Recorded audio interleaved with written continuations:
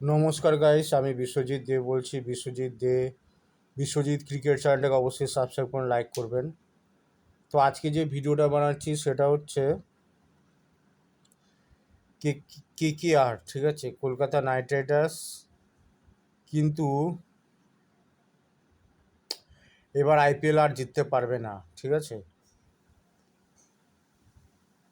Already তারা হেরেছে, মুম্বাইয়ের সামনেও হেরে গেছে। মুম্বাই যে টিম সবচেয়ে খারাপ খেলছে, ঠিক আছে, তার সামনেও কে কে আর হেরেছে। এই কে কে আরের মেইন প্রবলেম হচ্ছে ওপেনিং, মিডিল অর্ডার ঠিক আছে, মেইন প্রবলেম হচ্ছে ওপেনার। কে কে আরের কোনো ওপেনার নেই। প্রতি বছর ওপেনার আসে, পরের বছর সেটা নষ্ট হয়ে যায়। কোনো পার্মানেন্ট কোনো ওপেনার কেউ নেই। ফিলিপস হল ছিল, তাকেও বাদ দিয়েছে। তো কে কে আর তো এবার জিততে পারবে না, প্লে অফেও যেতে পারবে না গ্যারান্টিড। আর একটা হচ্ছে যে বরুণ চক্রবর্তী কী যে হয়, ইন্ডিয়ান টিমে গেলে ভালো খেলে, অথচ কে কে আরে আসলে খুব একটা ভালো পারফরমেন্স আসে না, ঠিক আছে। ও যেরকম ক্লাস, ঠিক আছে, সে অনুসারে ভালো পারফরমেন্স ওর আসে না। আর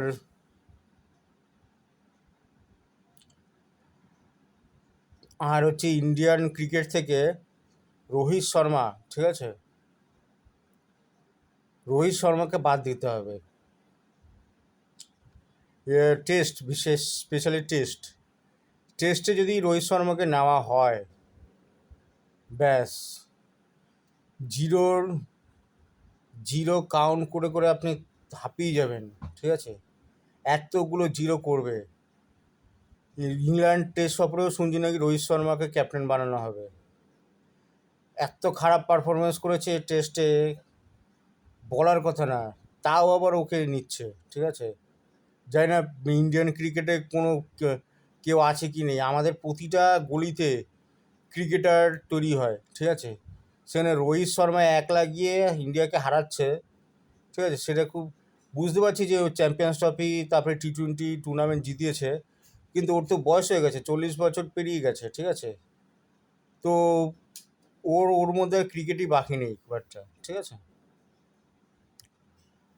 তো নূতনদের অত্যন্ত চান্স দেওয়া উচিত। আশা করি নূতনরা অবশ্যই ভালো কিছু করবে। কতদিন আর রোহিত শর্মা বিরাট কোহলিকে নিয়ে চলবে এরা? এদের তো 40 আপ হয়ে গেছে প্রতিজনে, ঠিক আছে। তো এদের একটা বয়স হয়ে গেছে, এরা লিমিট ক্রস করে গেছে। মানুষ 40-এর ওপর মানুষের ফিটনেস লেভেল থাকে না, ঠিক আছে। তো এরা এক্সপিরিয়েন্সের জোরে ঠিক আছে, কিন্তু এদেরকে আমি চাই যে এরা টিম থেকে বাদ হয়ে যাক, বিশেষ করে টেস্ট, ঠিক আছে।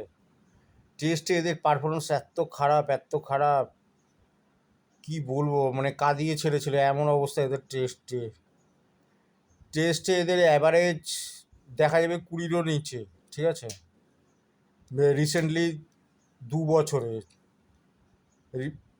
এই 2024-এর পর থেকে এদের খারাপ খেলা শুরু হয়েছে, ঠিক আছে। এর আগে এরা খুব ভালো খেলছিল, 2024-এর পর দিয়ে এদের খারাপ খেলা শুরু হয়েছে।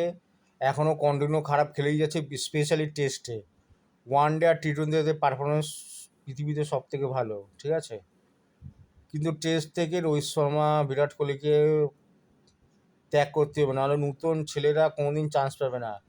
ডোমেস্টিক খেলে খেলে প্লেয়ারগুলো বুড়ো হয়ে যায়, তাও ইন্টারন্যাশনালে চান্স দেয় না, তাই ভালো প্লেয়ার হওয়া সত্ত্বেও। এই বিরাট কোহলি আর রোহিত শর্মাকে ইমিডিয়েটলি টেস্ট থেকে বাদ দেওয়া হয়েছিল, আর টেস্ট ম্যাচ খেলানো উচিত না খুব একটা।